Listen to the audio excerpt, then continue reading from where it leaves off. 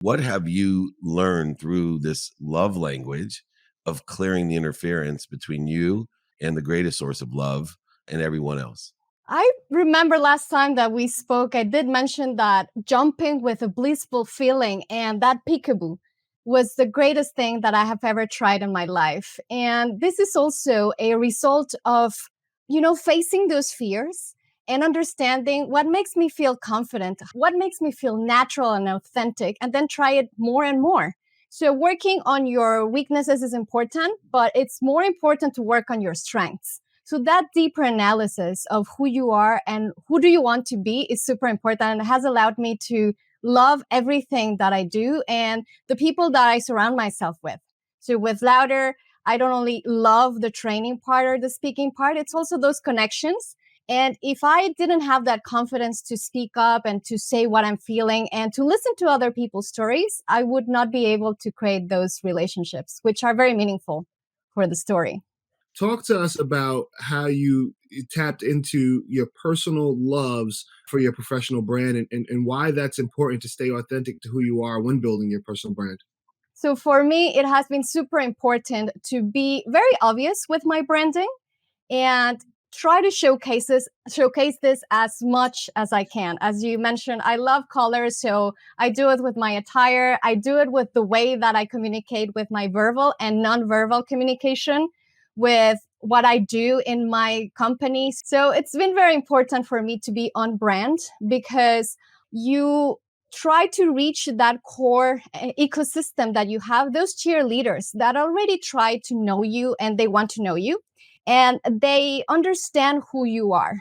And they are going to be the ones that are going to go further and sell you on your behalf. So if they don't have that clarity of who you are and what are they going to get from your side when they meet you, it's very difficult and it would be kind of unfair to ask them to sell you on their behalf. So it's so important to have that brand very clear for confidence to be super strong, but also for others to have that trust and create stronger relationships. What I'm really curious about is where and how, what are the mechanics that you go through to try and find that message, right? Because when you're on stage, it doesn't always come to you. It's not immediate like that. Are there times of quietness that you go into? What do you employ? Do you meditate? Do you think? Where do you come up with these ideas that you want to be loud about for the world to hear and share with you?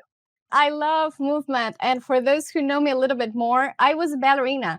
So I started with that passion of showcasing my emotions through some kind of movement. And then when I turned into a speaker, it was just an added value to have my voice as the power of influencing and impacting other people. So I love to move when I'm feeling stressed, when I don't know what to do. And when I want to relax and just have fun, I just move, move, move. I move my hands, but I also move my body. And that allows me a lot to feel confident and at ease on the stage. Yeah. But also a lot of analysis behind, as we were saying, who do you want to be? What do you want to leave behind when you close the door and people are talking about you? So having that analysis is super important to be also on stage because things can go wrong on stage. And if you're not completely just super strong about what do you want to deliver, then you start to stumble. And even if you make a mistake, we all make mistakes. Especially if that language that you're speaking at is not your first language, you can mispronounce things or what have you. But if you have that confidence, then you can bounce back very fast. So it's not about not making mistakes or feeling 100% in control. It's about how fast can you react to those situations? And does it look natural or performed or produced? So the analysis helps a lot with that authenticity. What do you do to make someone more confident? I tell them to think, what do they want and what do they have? The fact that we don't have certain strengths doesn't mean that we cannot develop them, but we might as well start with what we have now and then work our way towards that main objective in the end, but still savor that journey, those little wins, because a lot of the times we're so focused on the end goal that we forget that journey. And that journey is actually what takes us to be successful in the end. So if we are savoring those little steps, then we also feel so happy and proud. I tell the people that I work with and my friends, we have that music line. If it's out of tune, It doesn't sound good, but we need to find that rhythm and rhyme.